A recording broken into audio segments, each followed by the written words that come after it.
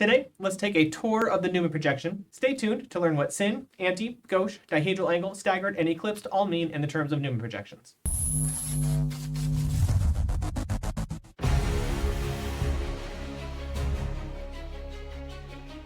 Welcome, OChemNinjas. Up here, I have drawn the Newman projections that go along with these line angle structures. This isn't a video on how to draw Newman projections. If you'd like to level up turning line angle structures into Newman projections, I have a 3-step foolproof plan that I'll link to in the description below. First, let's talk about some terms that define the entire structure of the Newman projection. The two limiting forms of a Newman projection are when the Newman projection is either staggered or eclipsed. The staggered Newman projection is when the front carbon and the back carbon are rotated such that each group is perfectly offset from the one behind it. This is the staggered Newman projection.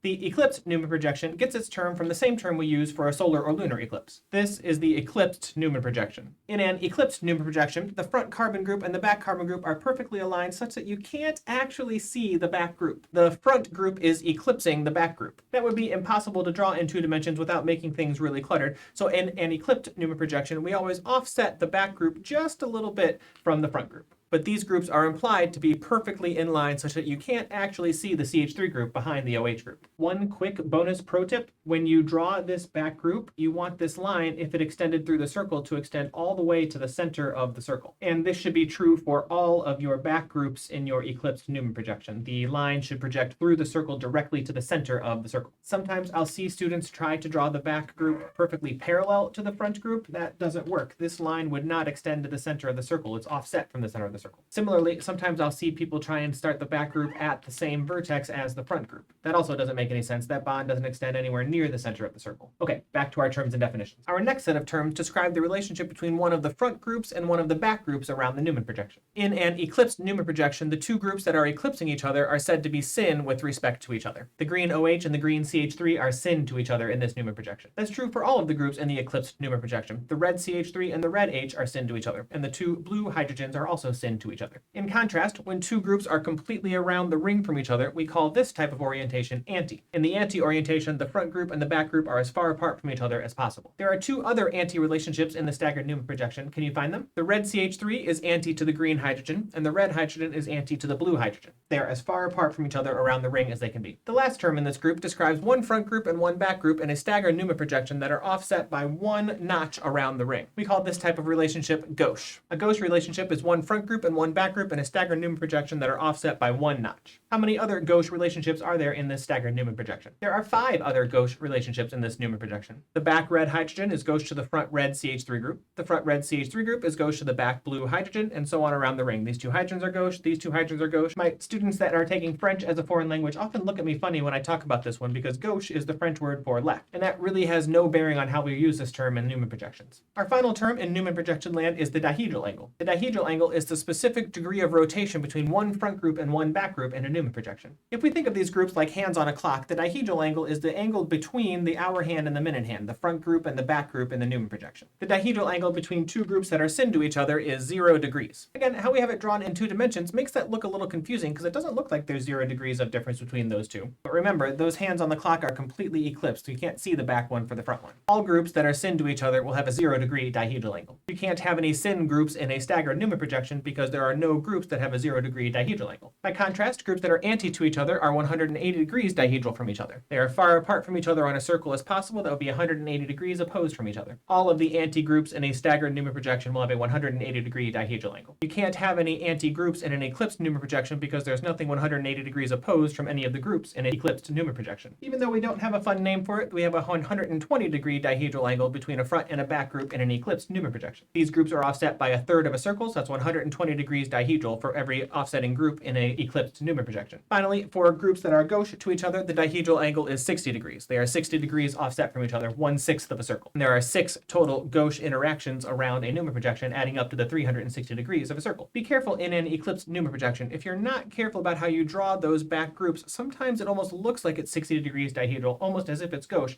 but you can't have any gauche interactions in an eclipsed Newman projection. The dihedral angle between these groups is 0 degrees. They're completely eclipsed, not 60 degrees. They are not staggered. Staggered and eclipsed, syn, anti, and gauche, and the dihedral angle between those groups. Now you can navigate a Newman projection like a ninja. Thanks for joining us today, ninjas. Be sure to watch these other videos to level up your ninja training even more.